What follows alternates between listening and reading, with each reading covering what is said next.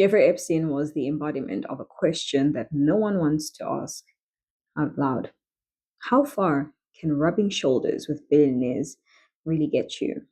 Born in Brooklyn in 1953, he started as a school teacher without a college degree before slipping into the finance world through Bear Stearns. Somehow, though, somehow feels like the only honest word here. He went from a guy with a shaky resume to managing money for the ultra rich, despite no clear evidence that he was particularly skilled at finance. His specialty wasn't investing, it was access. He built his life like a spider builds a web, inviting billionaires, celebrities, royals, and politicians to get tangled. His island in the Caribbean, his jet nicknamed the Lolita Express, his Manhattan mansion, his own investments, so much as stages. The absurd part is that no one ever seemed to ask what he really did because he was always standing next to someone too powerful to question. Epstein wasn't just wealthy, he was the guy who knew wealthy people. And that proved to be the most valuable asset of all. But the darker truth, and the one that defined his downfall, was that Epstein wasn't just a socialite, he was a predator. He built a system of sexual abuse, luring underage children under the guise of massage appointments, exploiting them, and creating a network of coercion that spanned years. He didn't do this in the shadows either. He did it while maintaining connections with some of the most recognizable names in politics, in academia, and business. Bill Clinton flew with him. Donald Trump socialized with him. Prince Andrew is forever tied to him. And countless others crossed his orbit. The absurdity lies not in the crimes, because they were horrific, plain and simple, but in how long he got away with it. In 2008, he received what is now called a sweetheart deal in Florida, pleading guilty to lesser charges and serving a sentence that allowed him to leave jail during the day. For most people, such a conviction would end everything.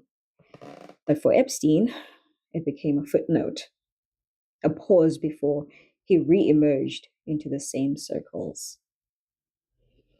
His controversies pile up like a grotesque resume. His hedge fund, allegedly managing billions, remains shrouded in mystery, with many financial experts doubting if it was ever legitimate.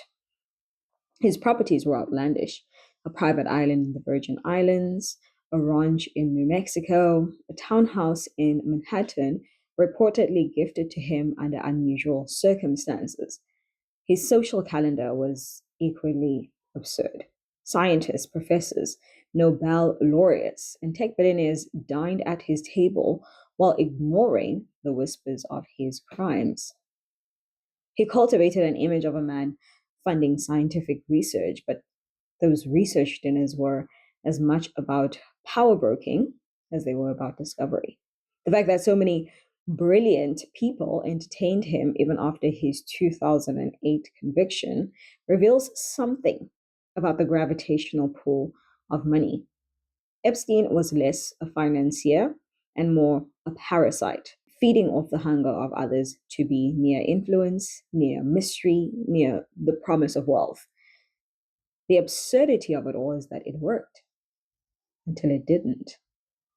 The breaking point came in 2019 when federal prosecutors finally brought new charges against him: sex trafficking of minors and conspiracy. This time, the evidence was harder to ignore, and the public had grown less tolerant of elites protecting each other in the shadows.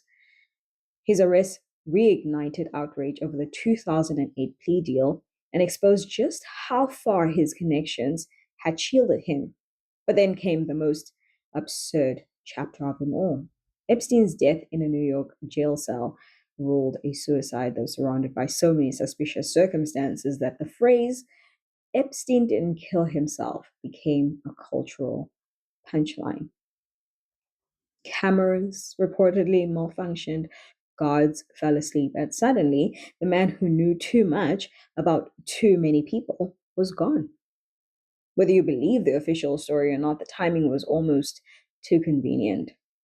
His death didn't just end his trial, it ensured that many of his secrets about himself and those he entertained would remain untested in court. The absurdity of Epstein's stories.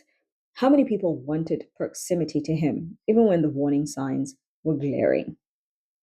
He was a convicted sex offender who still mingled with scientists, billionaires, and world leaders. He convinced academics that he could fund their research, politicians that he could open doors for them, businessmen that he could manage their fortunes.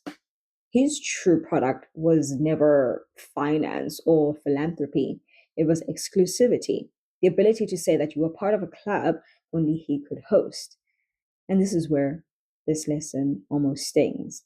Rubbing shoulders with billionaires can get you just about anywhere, even past jail sentences, even past media scrutiny, or even reputational ruin, until, of course, the house of cards eventually collapses. The fact that it lasted this long exposes not Epstein's genius, but society's willingness to excuse anything for the promise of wealth and access. This isn't just Epstein, it's everyone who looked the other way because being in his orbit felt too valuable. So, who was Jeffrey Epstein? He was a financier without a portfolio, a philanthropist without any philanthropic efforts, a scientist patron without scientific curiosity, and a socialite whose guest lists were darker than glittering. He was the grotesque reflection of power, proof that if you shake enough billionaire hands, doors open that should remain shut. His story is serious because it reveals systemic rot. It reveals law enforcement failures and sweetheart deals and blind eyes that have been turned. Yet it's absurd because the whole time Epstein seemed like a caricature of wealth itself, the islands, the jets, the mansions, the secrets. In the end, he died behind bars, but his legacy lingers as both scandal and riddle. The world is left wondering less about what he did, because we know, and more about who enabled him, who protected him, who kept showing up at his dinner parties long after they should have run. The absurdity is that Epstein wasn't an anomaly. It was the system playing itself out in its most grotesque form.